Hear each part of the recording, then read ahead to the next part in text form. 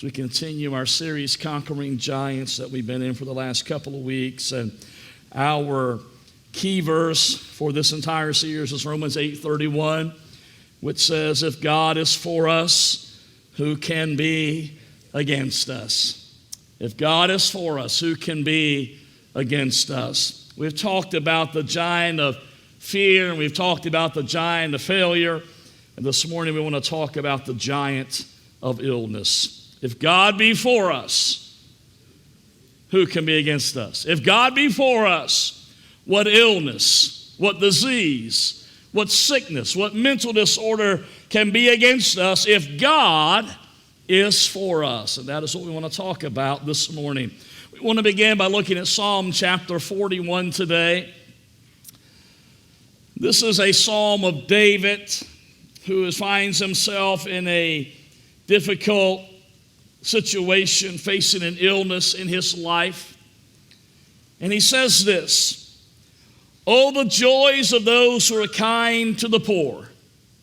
The Lord rescues them who are in trouble. The Lord protects them and keeps them alive. He gives them prosperity in the land and rescues them from their enemies. In other words, David is saying that God takes care of those who honor him and who are obedient to him.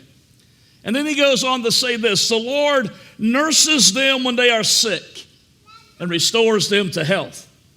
Oh Lord, I prayed, have mercy on me. Heal me, for I have sinned against you. David looks to God for healing, and then he goes on to say, but my enemies say nothing but evil about me. How soon will he die and be forgotten, they ask. They visit me as though they are my friends, but all the while they gather gossip, and when they leave, they spread it everywhere. All who hate me whisper about me, imagining the worst. He has some fatal disease, they say. He will never get out of that bed. Even my best friend, the one I trusted completely, the one who shared my food, has turned against me. David's in a pretty bad place right now, isn't he? But he says, Lord, have mercy on me. Make me well again so that I can pay them back. We don't want to do that, but we'll talk about some other stuff. I know you are pleased with me, for you have not let my enemies triumph over me. You have preserved my life because I am innocent. You have brought me into your presence forever. David finds himself dealing with a giant of illness, and he calls on God to bring healing into his life. But I want you to notice how brutally honest David is in that psalm when he talks to God. He doesn't sugarcoat things, as we would say. He doesn't use the right God speak. He is just honest and open and bare before God, and he holds nothing back when he's communicating with his Heavenly Father. He is having a hard time, and he is crying out for help. Some of you know that feeling this morning, that it is easy to feel helpless when you're dealing with an illness.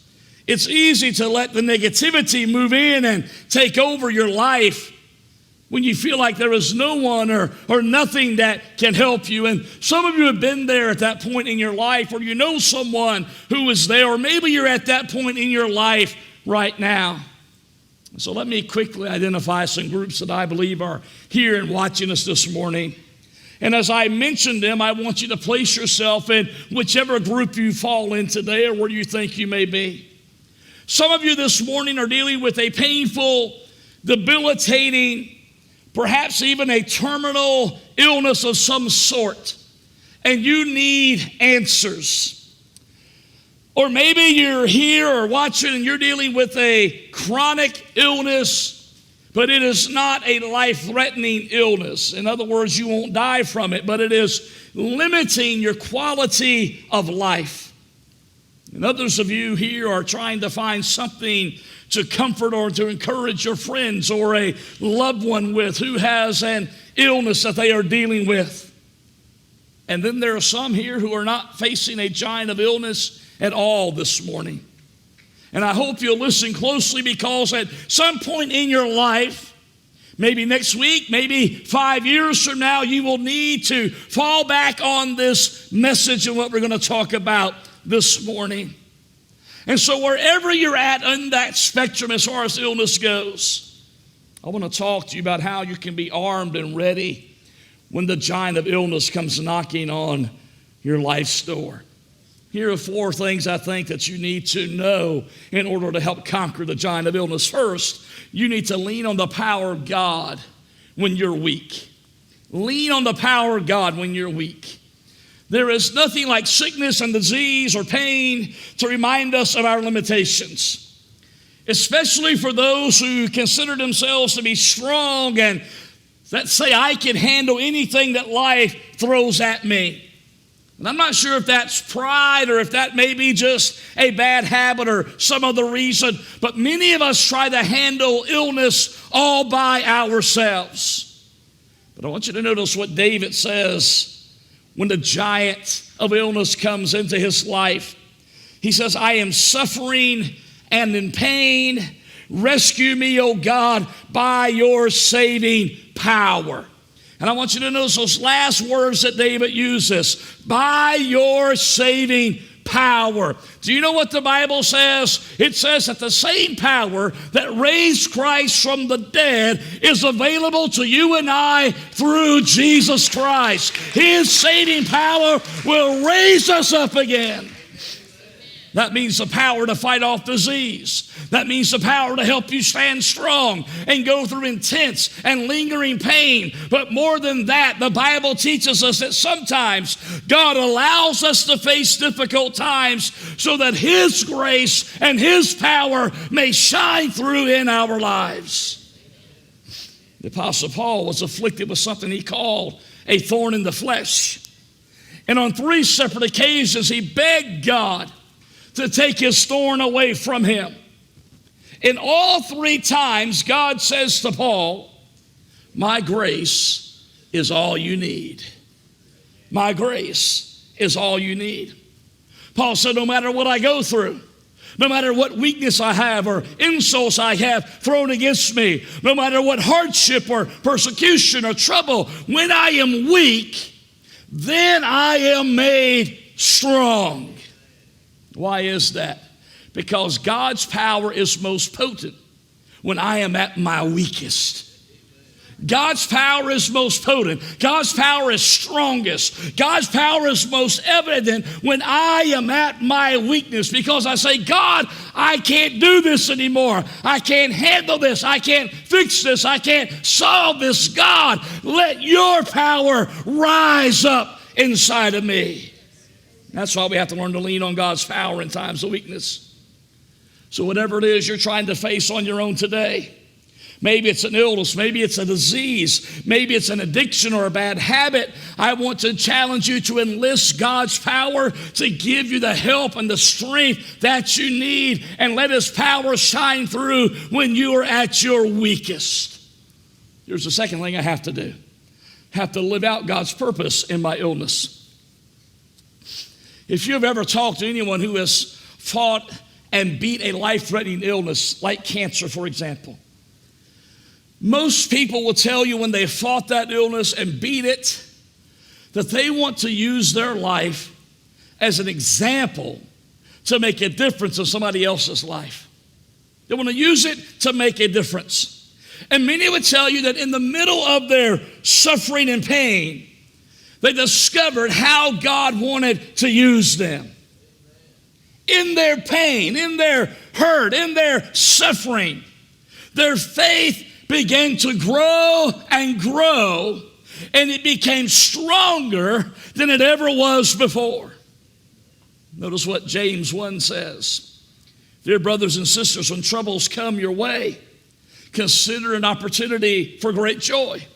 For you know that when your faith is tested, your endurance has a chance to grow. So let it grow. For when your endurance is fully developed, you will be perfect and complete, needing nothing. We need to understand this morning that these painful times will come. But it is during those painful times that our endurance begins to grow and our faith begins to grow. But here is the Real danger, I think, when we're facing a serious illness or maybe something even less serious like a cold or a toothache. It's easy to miss the opportunities that God puts in front of us when we feel bad. It's easy to miss those opportunities. And it is easy to get lost in your own pain and your own discomfort. Now, how many, you don't have to raise your hands, but have you ever gotten lost in your own pain and your own discomfort? You just get lost there. And yet God has given you opportunity after opportunity after opportunity, even in your pain, to grow your faith and to grow your endurance. We must not check out spiritually when we are sick or when we're going through an illness. We must keep growing during that time because God may be using that illness and using that sickness to shape you into the person that He wants you to become. Think about it this way. How often do you get a chance to witness to a medical doctor or a nurse or a specialist of some sort on a daily basis? Not very often, do you? But when you have an illness and you go to a doctor's office or you're in the hospital, you have opportunity after opportunity after opportunity to witness to those medical professionals about the goodness and the grace and the power of a healing God that you serve. Don't let those opportunities slip past your hands and don't take advantage of them. There's no better time or place to demonstrate a God-honoring attitude than when you're facing an illness in your life. And so many of us, myself included, have asked the wrong question when we are sick. Why am I going through this? Why is this happening to me? But the question we should be asking is, God, how can you use this in my life? How can you use this sickness? How can you use this disease? How can you use this pain and this suffering and this hurt? God, how can you use this in my life to make me more like you want me to be? So whether you're facing an illness right now or not, I have a challenge for you. I want to challenge you this week to look for God's opportunities and the doors that He's opening for you. And I want you to step through those doors. And maybe, just maybe, you'll have an opportunity to share your faith with somebody or to lend a helping hand to someone who is in need. Or maybe you'll be a shoulder for someone to cry on during their time of need. And you say, oh, but Pastor Atkins, I don't have time to be somebody's shoulder to cry on. I don't have time to listen to somebody's story. I don't have time to get involved in that. I just want to say that this is I'll pray for you. Everything's going to be okay. And if you need anything, call somebody else if you need anything. I don't really want to get involved like that. How many opportunities have we missed by not saying, God, I'll walk through the door when you open the door. I'll share my faith. I'll talk about you. I'll tell of the goodness of God. So many of you have stories in your life of when you have been in the hospital or been going through something, or you have a family member who's been in the hospital or gone through something. I thought this past week, I had my father-in-law, my late father-in-law was on my mind a lot this week for some reason. And I thought as he would go to the VA hospital repeatedly, it seemed like before he passed away, time after time, let me tell you, not one person entered into his room. I don't care if they were emptying the trash can or they were the best doctor the VA had to offer to him. It didn't matter who they were. They were not leaving that room without him telling them about Jesus Christ and asking them, were they saved? There wasn't a chance they were getting out of there without him talking to them about that. Use every opportunity you have to share your faith and to help those who are hurting and those who are in need. The third thing we have to do in times of illness and sickness is we have to look to God for healing. Throughout the Bible, we see a picture of God as our healer and as the great physician. Being the healer and being the great physician is part of God's nature. That is part of who God is. He is a healer. That's why it is part of our faith tradition to anoint with oil and to pray for the sick. That's part of our faith tradition. Another part of our faith tradition is to have people take strips of cloth, or we call them prayer cloths, and have anointed them with oil. And we say, take this cloth and give it to someone who's sick, or place it on your body, or put it under your mattress. And we think there's a point of contact there where faith comes in contact with the spiritual reality that God is our healer. That is all part of our faith tradition. We believe God is still the healer. We believe that God can heal us. And we believe that this type of prayer for healing is biblical. James again says, are any of you sick? You should call for the elders of the church to come and pray over you, anointing you with oil in the name of the Lord. Such a prayer offered in faith will heal the sick, and the Lord will make you well. And if you've committed any sins, you will be forgiven. The point of that message is very clear. Pray for one another. Have faith, and God will bring the healing. I would think that most of us would agree that God is the healer. But I think that we many times have a limited view on how God can heal us. I think there's 3 specific ways that God brings healing into our lives. First are miracles. Yes, miracles still happen today. Unexplainable healings. Unexplainable. Miracles still happen. And they normally happen when the doctor walks into the room and scratches his head and says something like this. I didn't think you were going to make it, but I can't find whatever it is, fill in the blank. It's not there. Or he says, we just got the test results back, and all the blockages that were in your heart are not there now. And we don't know where they went. Or we got the cancer result back, and the cancer is gone. It's disappeared. It's no longer there. That's an unexplainable miracle healing from God. We believe God still does those things.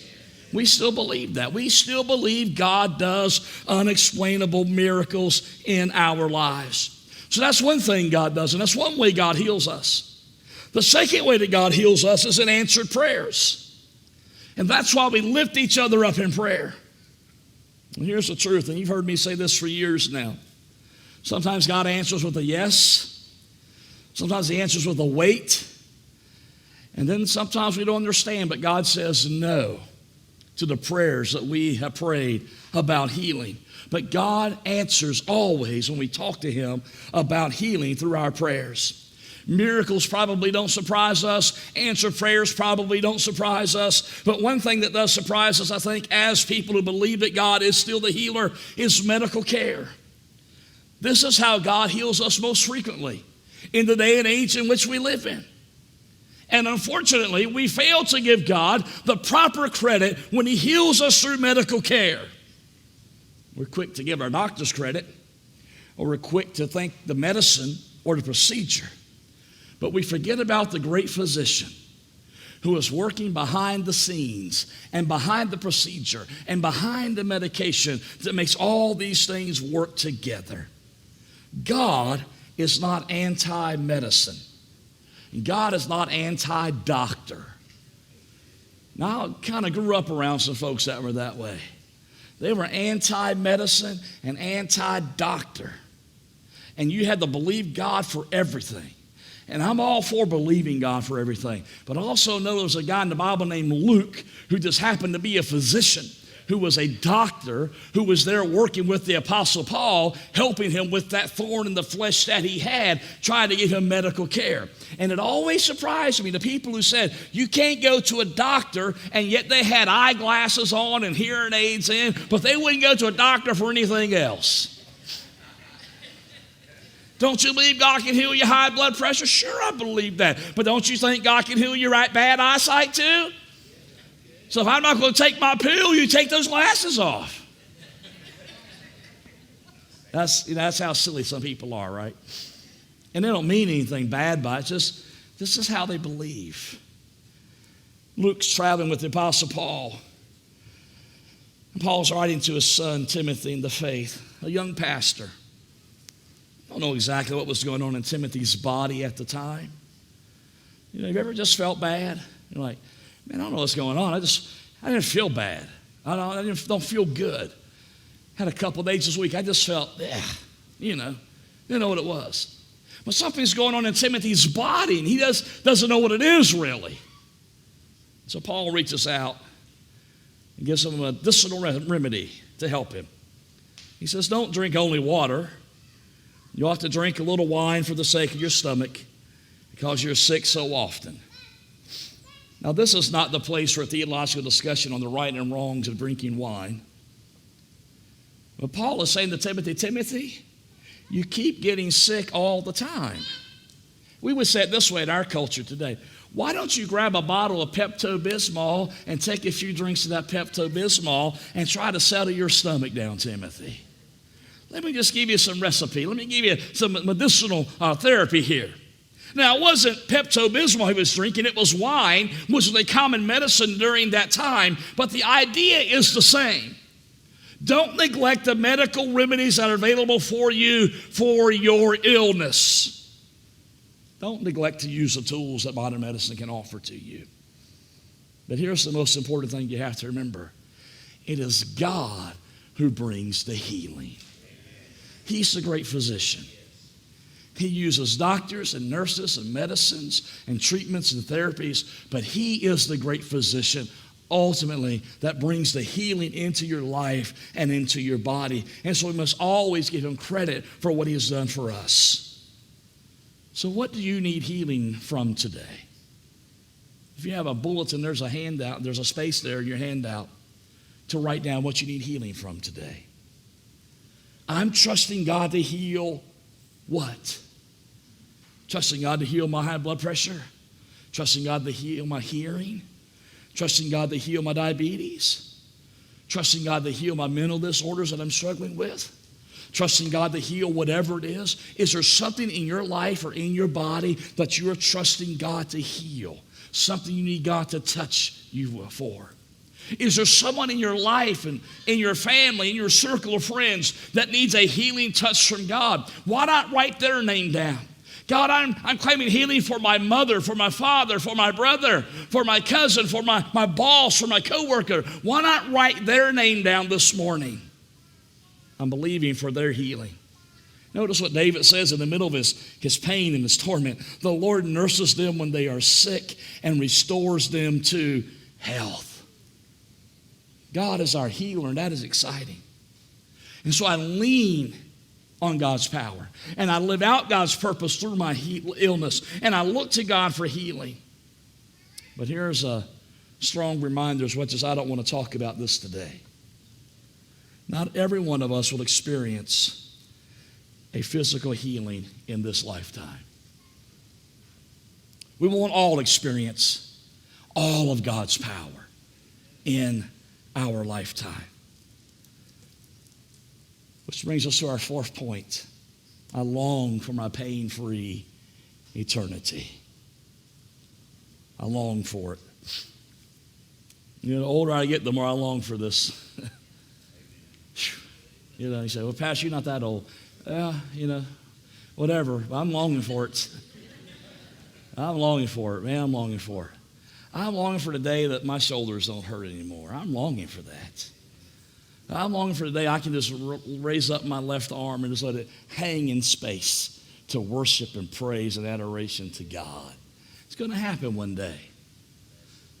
Something we call in theological terms the already but not yet.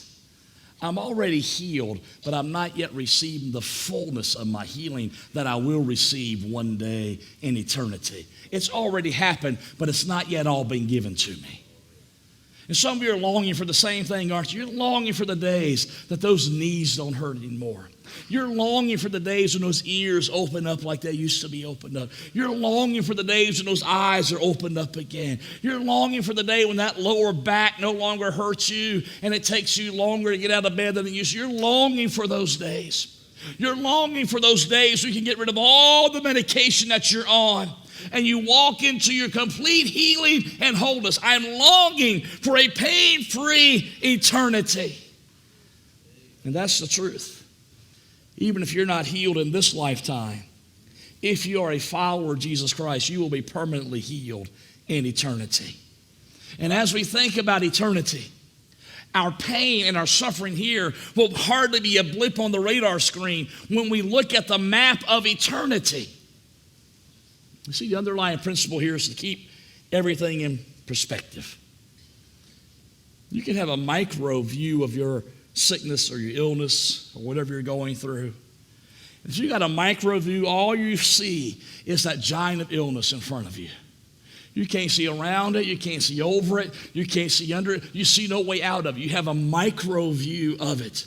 But when you have a macro view of something, you step back and it expands. And yeah, my illness is still there. And yes, my sickness is still there. And yeah, that disease is still there. And the pain is still there. But now I see a way over it and around it and under it. Why? Because that's not all I'm focused on. And I know one day, if God doesn't heal me down here, He's going to heal me on the other side in my eternity. And so I zoom out and I see the bigger perspective. And remember, the most horrible, painful illness is not going to last forever. But rather than allowing yourself to focus on the giant of illness, I want you to focus on the size of your God and the promise of eternity with Him in heaven. What did Paul say? He said, for our present troubles are small, and they won't last very long. Yet they produce for us a glory that vastly outweighs them and will last forever. So we don't look at the troubles we can see now. Rather, we fix our gaze on things that cannot be seen. For the things we see now will soon be gone. But the things we cannot see will last how long? Forever. Forever. Forever. My shoulders one day will be healed forever. I won't have gout in my toe again one day. Forever. My back won't hurt one day again. Forever. Your heart will pump right one day, forever. You'll have the good eyesight, forever. Your glucose will balance itself out one day, how long? Forever. The stroke symptoms will be gone one day, for how long? Forever, forever, forever, forever. I focus on the forever today. And if you're a follower of Jesus Christ, your pain-free tomorrows will always outnumber your pain-filled yesterdays. I love how the writer sums it up in Revelation. The excitement with which he explains this pain-free eternity. God will wipe every tear from their eyes. There will be no more death, or sorrow, or crying, or pain. All these are gone. What's that word again? Forever. Forever. I'm going to focus on what I can't see forever. My pain, my sorrow, my tears will be gone forever. You know, God's in the forever business, it sounds like, doesn't it? He's in the forever business. Some of you this morning are dealing with the horrible, debilitating pain or debilitating illness.